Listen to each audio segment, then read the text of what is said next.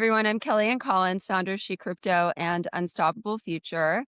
Uh, Joining me today, we have Laura here. She's my co-host of She Crypto, and she just returned from the Digital Assets Forum in London.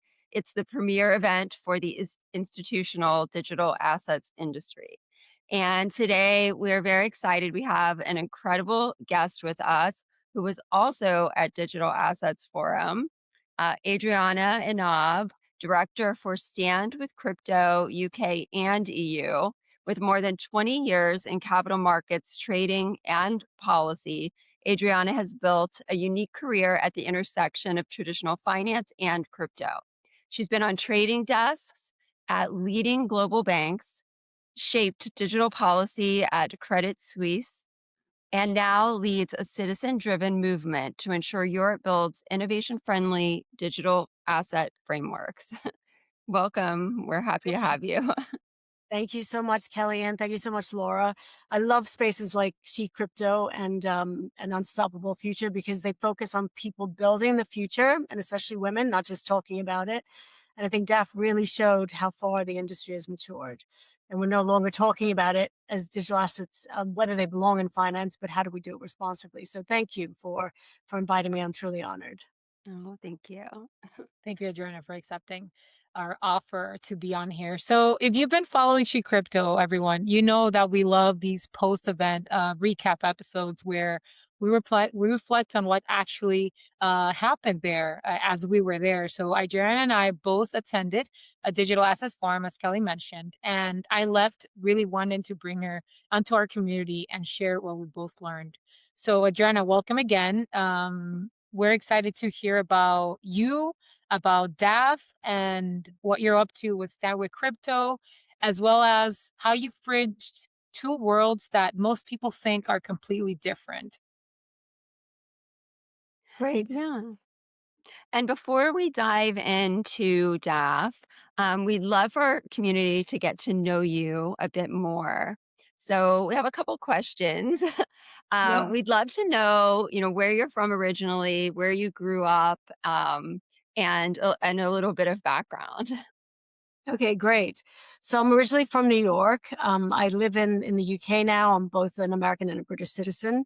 But my parents were immigrants. My mother Cuban, my father Palestinian.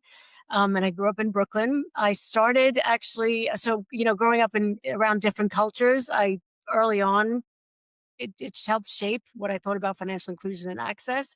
But in my freshman year at university that summer, I decided to take a summer job, which then ended up into a permanent job with Goldman Sachs. And I was started as a file clerk.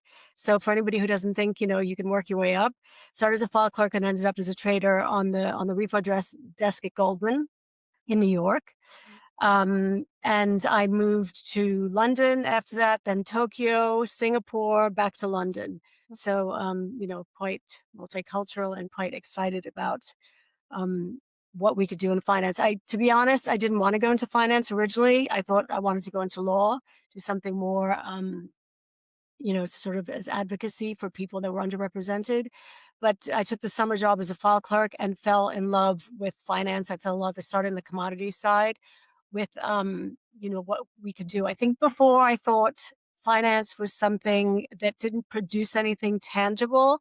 And, so how could it be useful? And then being inside, I understood that without that infrastructure, things didn't work. Mortgages would be too expensive. Infrastructure deals wouldn't happen.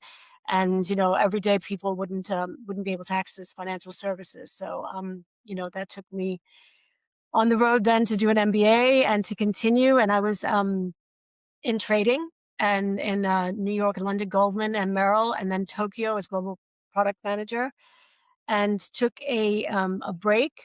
I had kids. I took a break. I did a few other things. I set up two bars in Singapore. I set up a business for Branson. I did a whole bunch of different things, and then went back to work through the returns program at Credit Suisse. They had for women who had been, it could be women or men, but it tends to be more women, who had left industry for over 2 years, raising children or looking after, after parents. And so I joined that program in 2014, and I was asked to join the policy team, which is something that I definitely said I didn't want to do because I knew nothing about policy when I left finance. We didn't really have any regulations.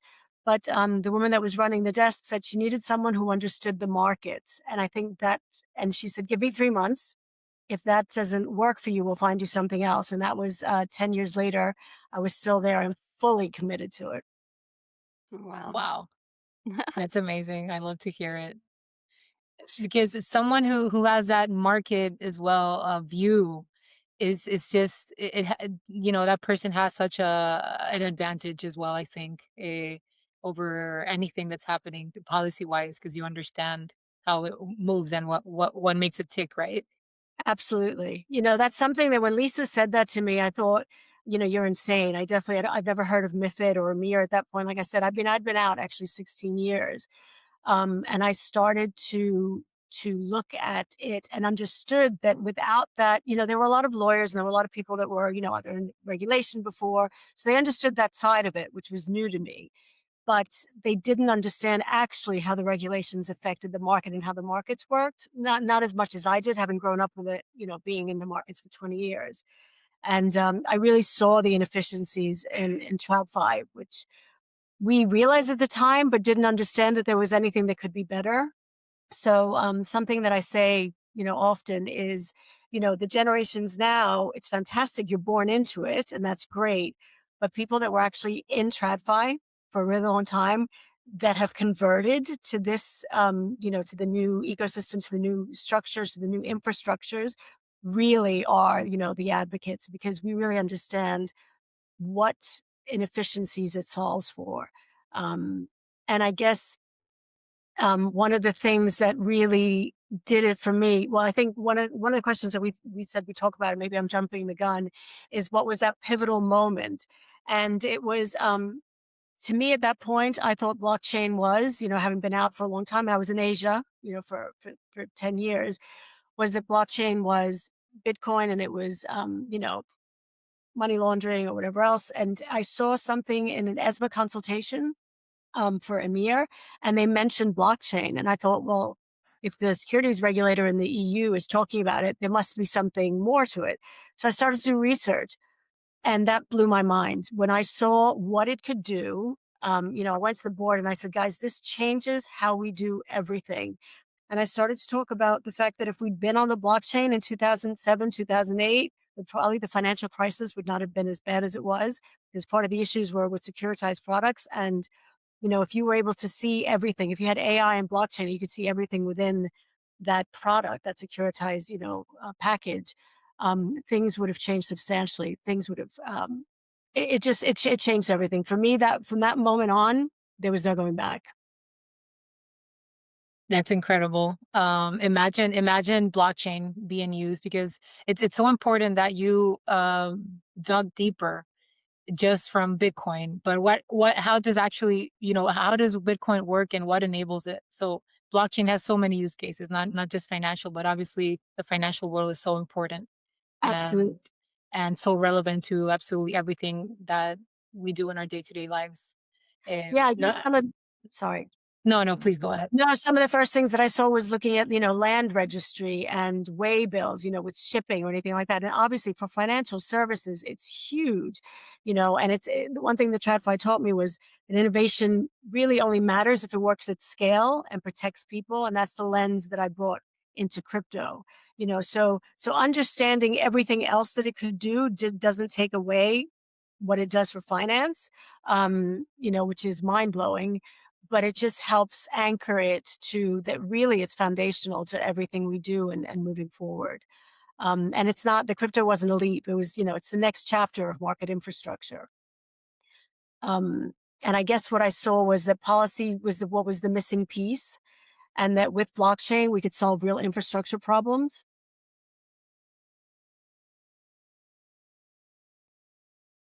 Right. And that was actually Perfect. So yeah. yeah. Yeah. I mean, I get so excited when I talk about it. Um, and yeah, just looking at, I mean, things like tokenization, settlement, transparency, that were all, you know, problems that could be solved that I saw from inside within, the largest institutions in the world, which are fantastic. Um, this was just, like I said, it's mind blowing, and it's what keeps me going on trying to educate and trying to bring, because I think still to this day there's still so many people that don't understand the benefits of it.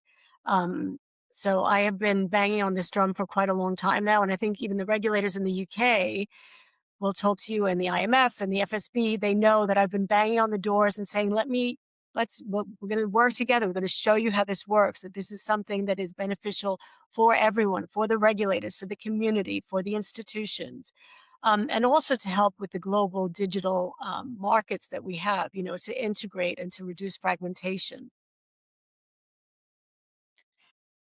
So much to say about this, honestly, because your point of view is so unique, because you've been in TradFi, you also, delved into policy, and now, Adriana, that you're a director in the UK and the EU of Stand with Crypto, so you're in this unique position, and because you speak both languages fluently, right? The TradFi and the crypto blockchain side, so your experience is shaping these policy conversations that you're having, right? And the people that you come in contact with, and you see how you're so active on LinkedIn as well. So tell us a little bit about how you're approaching that. Yeah. So I'll give you, just to back up a little bit. One of the things that I didn't talk about, which is like sort of the third pillar of what I did, was I was very lucky. The family that I grew up in, that I never believed that there were any stealings. I didn't think no was an acceptable answer. I didn't think, if I didn't know something, I would just learn about it. Like I said, 16 years out of the market and going back and just saying, wait, okay, this changes everything. AI, blockchain, crypto, all of it.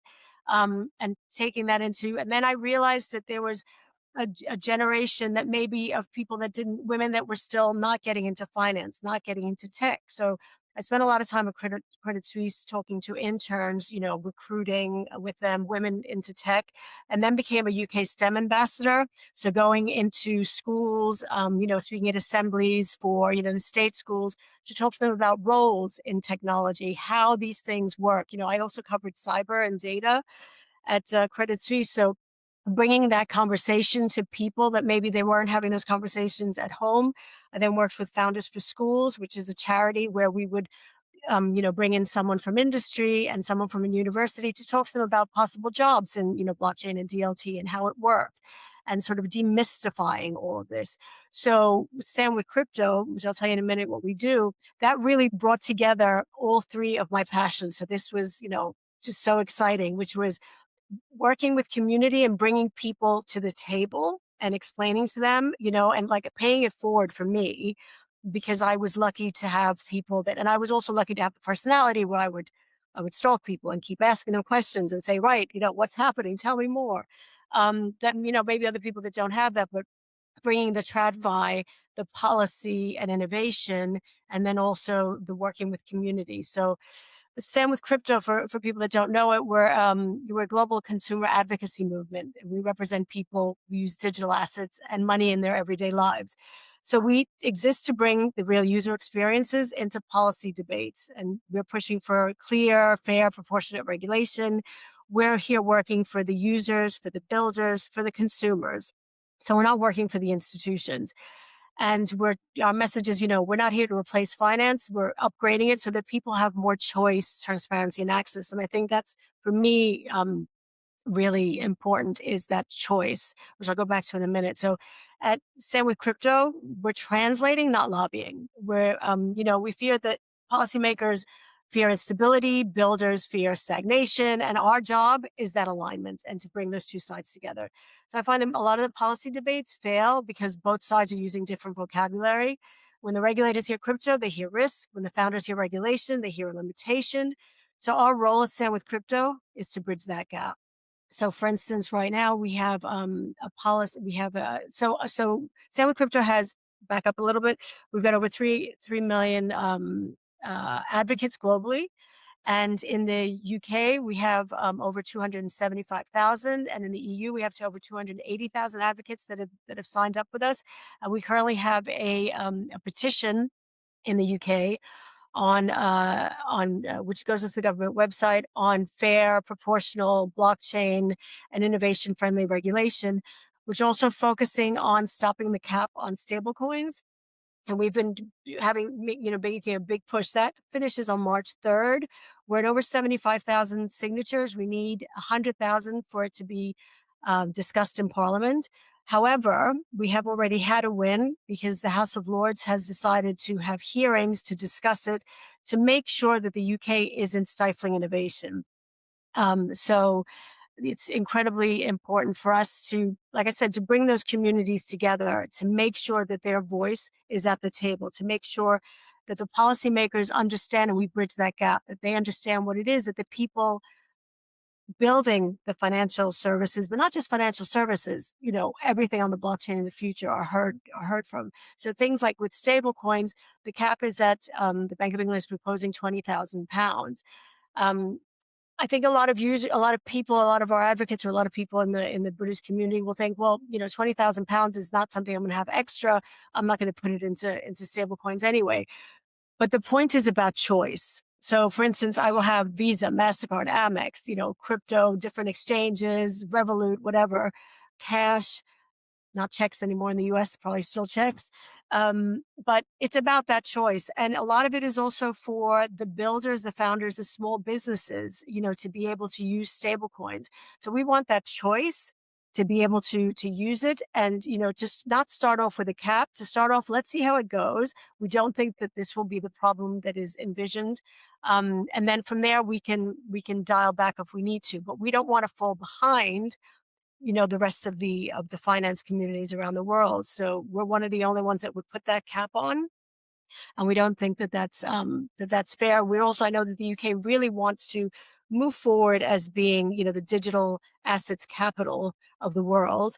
And in order to do that, we need to make sure that we don't stifle innovation and that we allow the people that are building that future to flourish. So one of the other things that we do is we bring real use cases from the builders, from the founders in the UK, so that the policymakers hear what they're doing. So things like, we have use cases are in transport, in telecoms, in energy, different ways that it's being used to explain that. I think that some of the issue is with education and with a lack of understanding, and I said before this, the two sides of different vocabularies. So that's what we do, like I said, try to bridge that gap. So we are the consumer voice. We use petitions, grassroots engagement, and we've also brought up the crypto voter concept to ensure that policymakers and future leaders understand that they need to be heard and they need to be part of the conversation. Um, we believe in policy clarity, so balance frameworks, innovation, protection, and our ecosystem growth is not just founders and builders, but students, communities. We've been all over the UK to different universities. We're in Belfast last week, which has a great blockchain society ecosystem, and we're always present at those things. At the end of the day, we're not asking for special treatment. We're just asking for smart regulation that keeps innovation in Europe and the UK instead of pushing it elsewhere.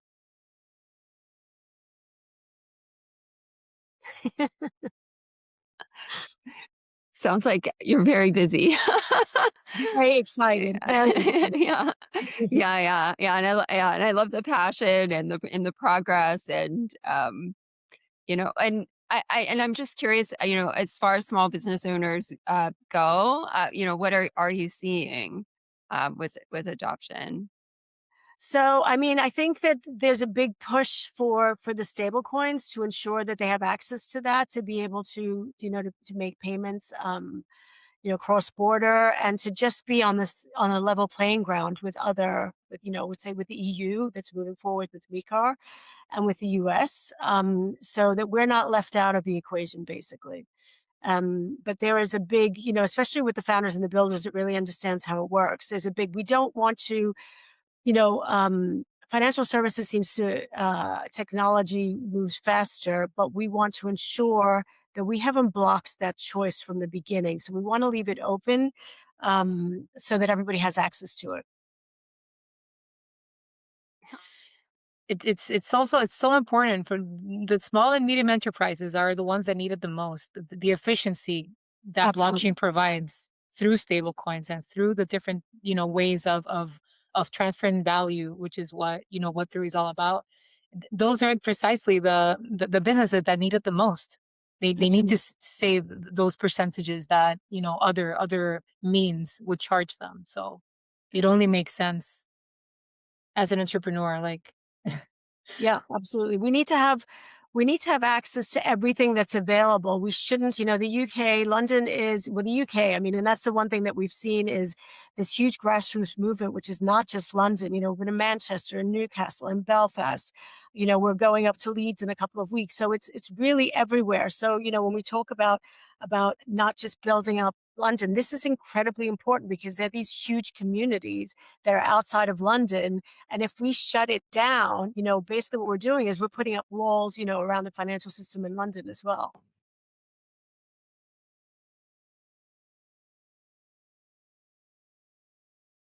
all right. So enlightening, Adriana. Thank you for that super master class on, you know, what you guys are doing at Stand with Crypto. So relevant, and thank you for, you know, for all of that you do, because you're basically, you know, making sure that, you know, the people that live in the EU and the UK get to choose, like you said, get to choose, because it doesn't matter if you have those 20K pounds to invest, but if you did, like if you wanted to, then you could, and that's the point, right? Absolutely. And regulation moves slowly. So, you know, if you decide if you want to set up a business Yeah. or you're setting up you know, some sort of a platform and then you don't have that ability. We don't want to push jobs out of the UK. We don't want to push innovation out of the UK. That's why it's incredibly important. And I will bring it up later. But what I ask is anybody that watches this and you know anybody that pushes it on is please sign the petition if you're in the UK before March 3rd, so that our, you know, like I said, we've already had a win, but we really want to get this to 100K so that we can so that it can be discussed openly, and the people of the UK have a voice at the table. That's what's most important for us. Absolutely. Absolutely. Well, you have around 2.5 weeks, everyone listening to really join and make a difference.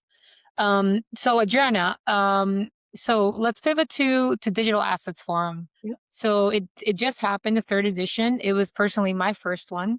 I heard that it's only been getting better, which is exciting to hear.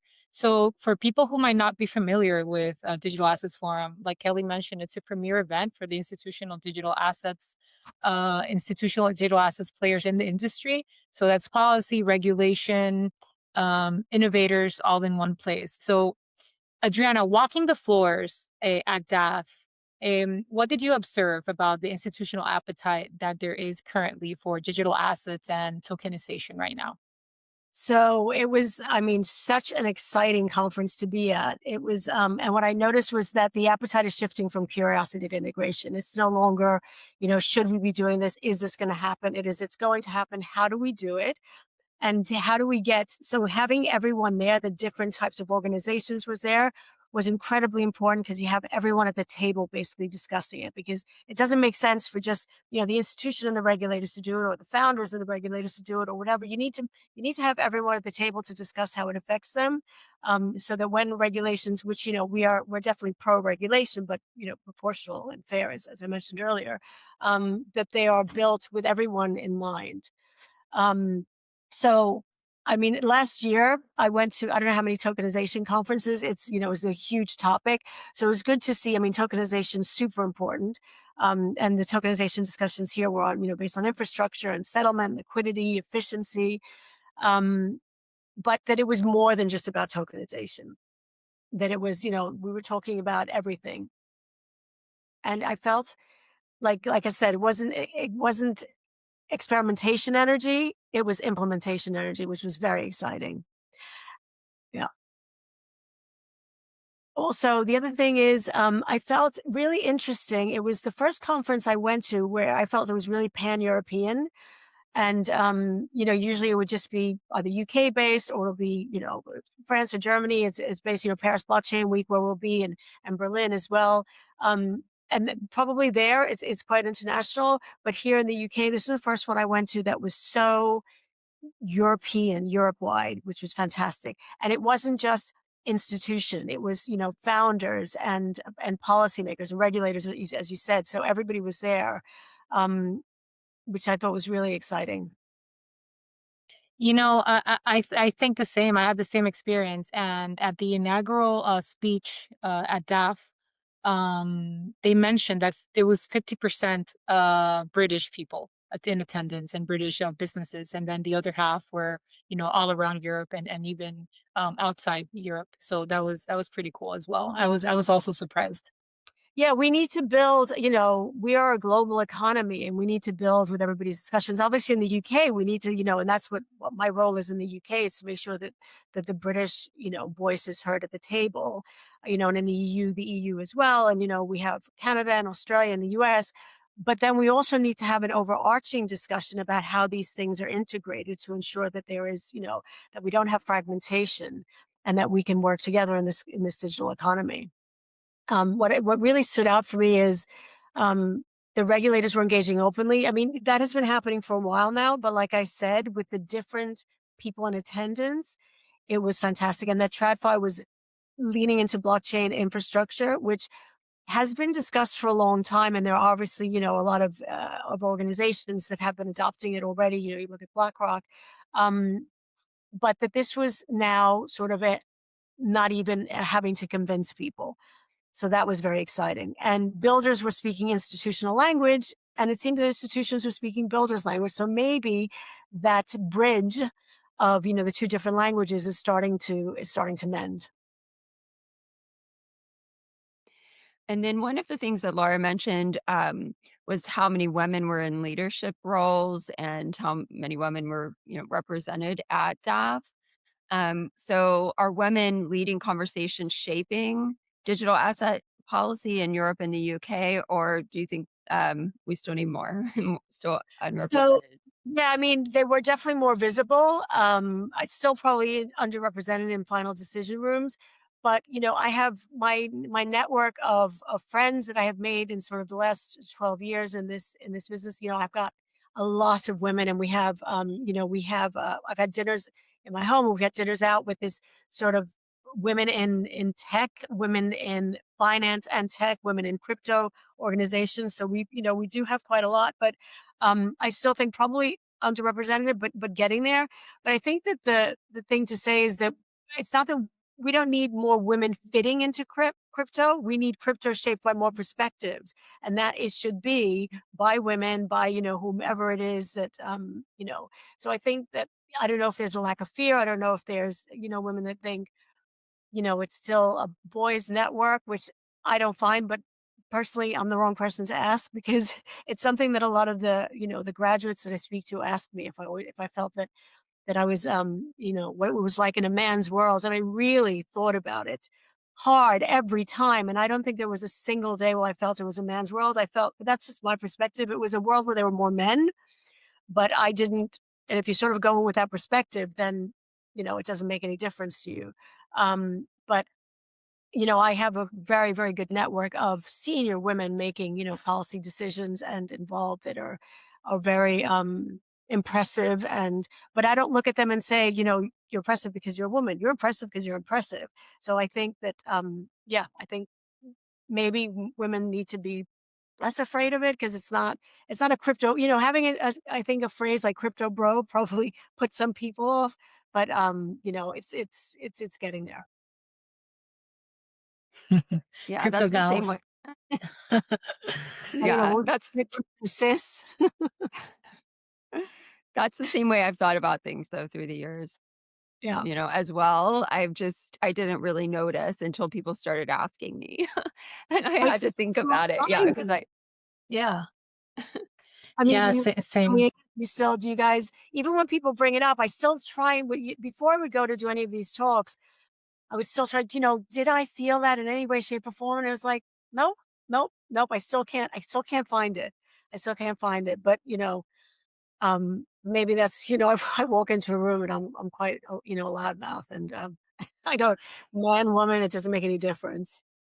yeah, I grew up with brothers and a lot of boys in my neighborhood, so I didn't really notice, yeah, when I got, when older into my career.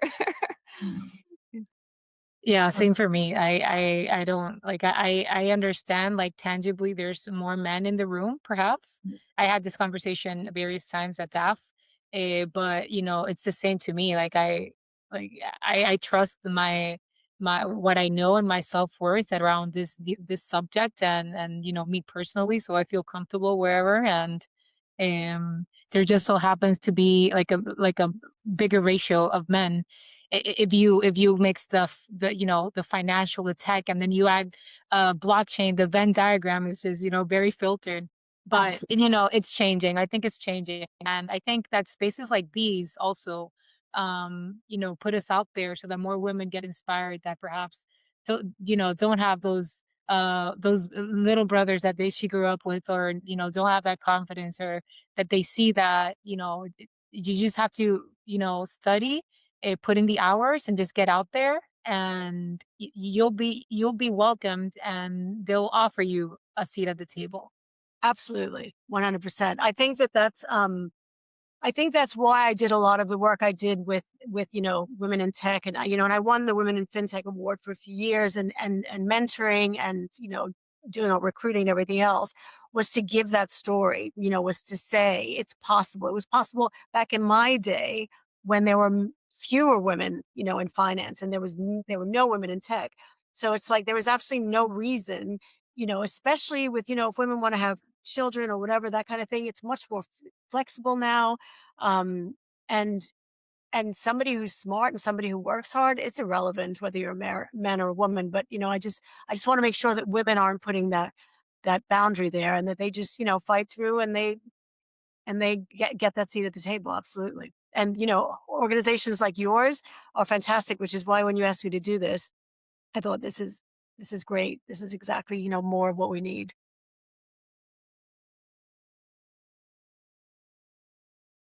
100%. Thank you. Thank you for coming on. It's amazing to have you here and to have our community also be exposed to you and you know you telling them what you've accomplished and you know how amazing your trajectory has been and still is. So, um Adriana, let's zoom out now. So, what are the three biggest takeaways you're taking from Digital Assets Forum? So the regulation is no longer theoretical. Three top ones. I think Europe has the talent, but needs the confidence to move forward. Like I said before, digital assets have moved from experimentation to execution, and clarity drives capital, and policy certainty unlocks the innovation. And that's what we're asking for, is policy certainty, and to ensure that we don't push innovation you know offshore. We have so many clever people in the UK and in the EU, and we just need to have the clarity. We need to make sure that you know, I think it was something that Kate said, she'd gone in one of the panels at DAF on the I wrote it down here, how the UK special relationship with financial innovation. And she said she'd just been in New York and San Francisco. And what she noticed the difference was in the US was that they had more of a the regulators more of a facilitation role than a prevention one. And that's where I'd like to see, you know, that we're sitting at the table together with the regulators to make sure that we don't over regulate. And that clarity, they need to understand that link between clarity, driving capital, investment, innovation, and we want to keep that here. We don't want to push that offshore.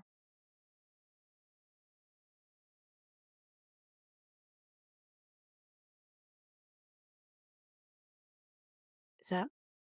Sorry, that was me. I was having I never know if that we was got. me.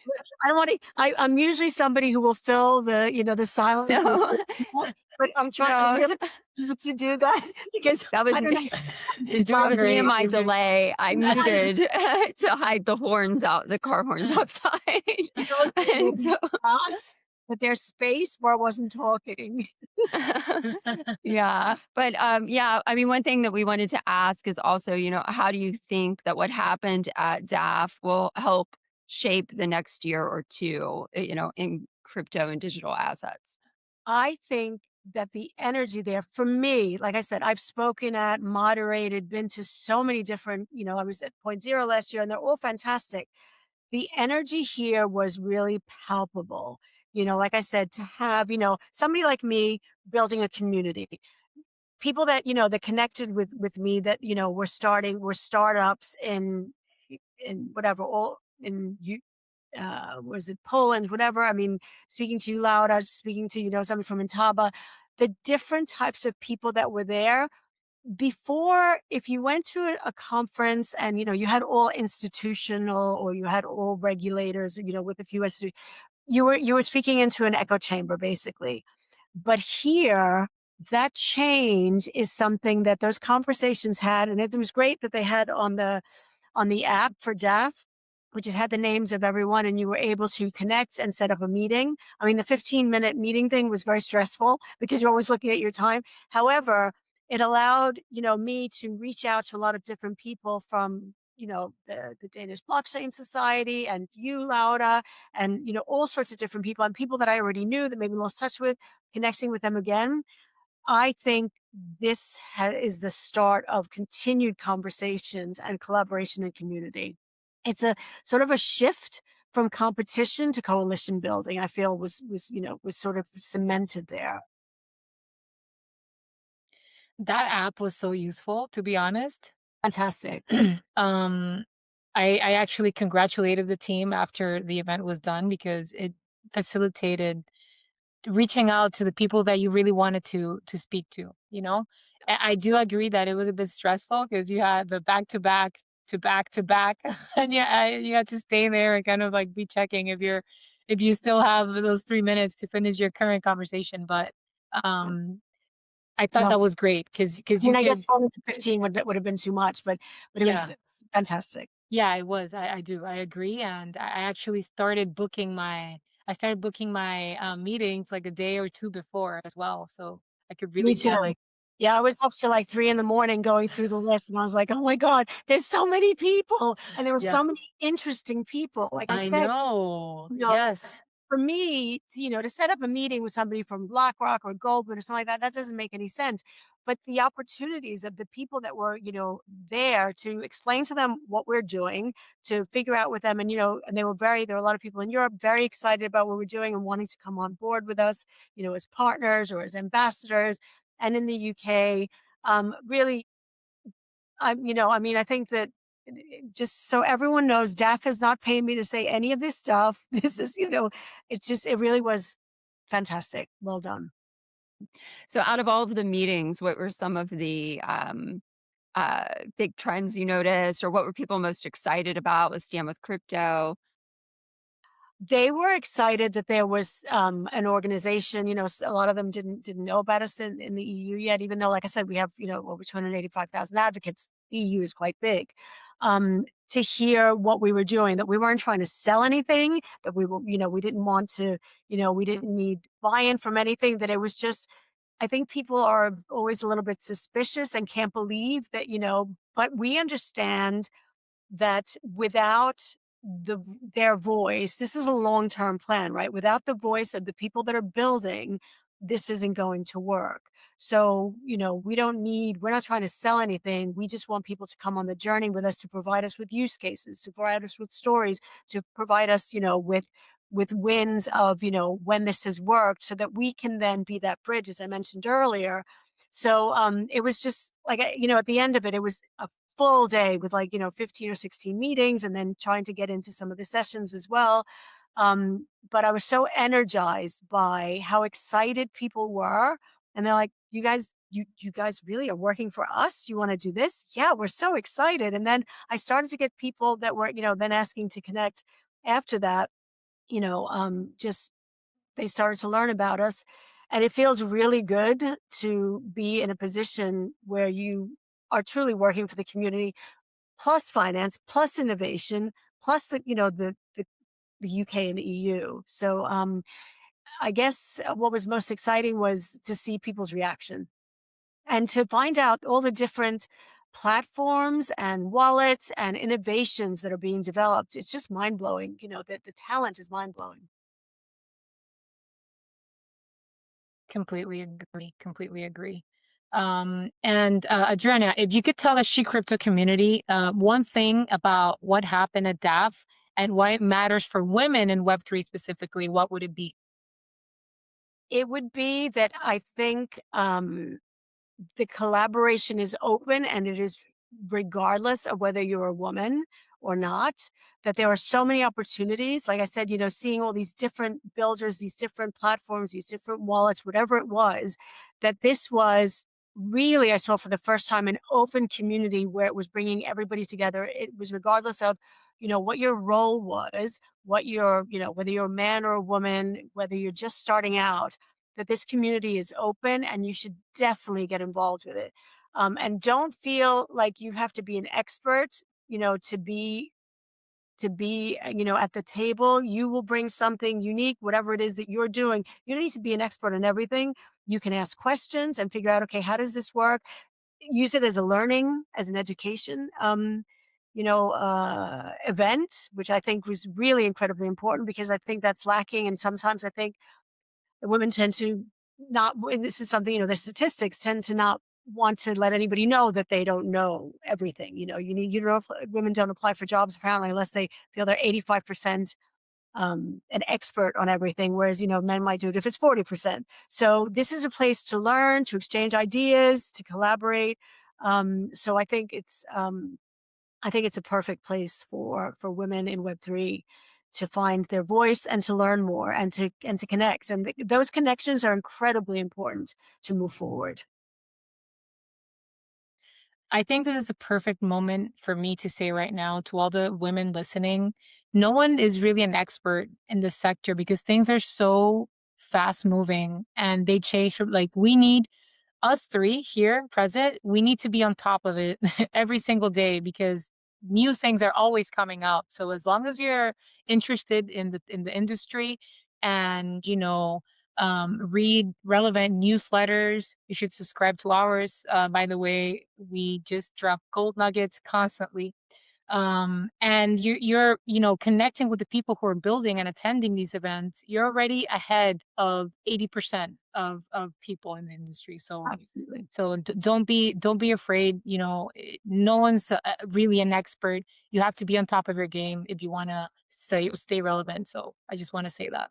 Yeah, I mean, there was somebody used, a mnemonic the other day, and it was like this three-letter, and I was like, I don't know. I looked it up what it stands for, and it could have been anything from energy to policy to whatever. And I'm like, I don't know what this means, but yeah, always. I mean, one of the things that I learned is, for me, it's incredibly important to learn something new every day. And if you don't know something, just say you don't know it, because the majority of the time, what I have found is when I have been on a round table or in a room full of very senior, intelligent people, and I thought, do I raise my hand? Do I, the Zoom hover? Do I ask the question? And I'm sweating like they're going to know I'm an idiot if I do this. 99% of the time, unless you're doing it just so that, oh, I want my voice heard. People have said, thank you for saying that. I didn't know either. And, then, or people would say, we don't really know. That's a very good question. So just don't be afraid to ask the questions. Don't be afraid, if you don't know everything, do the research. I try and learn something new every day. I'm reading constantly. There's so much content on LinkedIn. You guys provide some, very good content. Just get involved. It's not going to come to you. So you're not going to learn anything new. You're not ever going to know everything, but you have to find it. And it's not difficult to find these days. I mean, much, much easier to find now than when I started.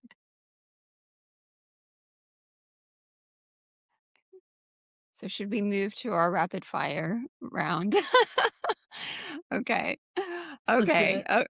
Okay. So we have some questions. We call this our rapid fire round.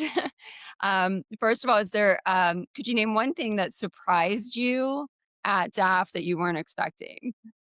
Yeah, so I guess how aligned the institutions and regulators and founders are compared to a year ago. Amazing. That's great news for everyone. What about one conversation or connection from DAF that you think will shape what's next for you specifically?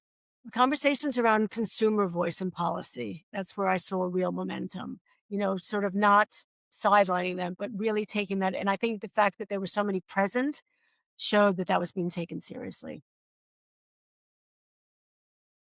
Okay. And what's the biggest misconception you had about crypto regulation when you started? And what's the reality that you've discovered? Um, so sorry, Kellyanne, say that again. Sorry. Okay. What was the Yeah. What's a misconception that you had about crypto regulation when you started the work, and then what have you discovered since you've been in the space? so I guess the facts that regulators were, in the UK were definite. We're not doing this. This is a zero sum game. We're not getting involved. And what I realize now is they really want more clarity. They move carefully, but what they need to do is let voices like ours, to take into account voices like ours who are representing people that may not be at the table, that are not the big institutions, because that's not the only people it affects. Okay, so Adriana, if someone from the She Crypto community wanted to stay engaged with what's happening in policy and regulation in the UK and the EU, what's one resource or way to stay informed? So I mean, LinkedIn is fantastic. There's the regulators all, post stuff out. There's a lot of people. Once you start, I mean, you can follow me on LinkedIn, sign up to the Stand with Crypto in the UK and in the EU, and then, but also follow the people that we follow, because they will be posting stuff constantly on stablecoins. They do analysis on, reports that have come out, a lot of stuff that you don't have time to read all this stuff and to do it. And that's, I think, something that people think that they have to, and if they haven't done it, that they fail. There are people that will do that, that will then give you a synopsis, which is incredibly useful for you to have an understanding of what's happening. So I think that, being on X and on LinkedIn is incredibly important, to follow some of these stories. And please follow us, obviously, on Stand with Crypto in the UK and the EU, and sign up as an advocate. And don't forget to sign a petition. And what excites you most about the future of Web3 and digital assets? Seeing him move from niche conversations into Main Street financial architecture, finally seeing that, because like I said, this has been 2015 where I'm like, excuse me, this is going to change everything. And it's like, sure, sure, sure, sure. And it's taking such a long time. And I really feel now that's not what's happening anymore. This is now like, okay, how do we do this? How do we move forward? And so that's very exciting. All right, Adriana, this has been such a rich and interesting conversation. You mentioned LinkedIn. That's where people can find you.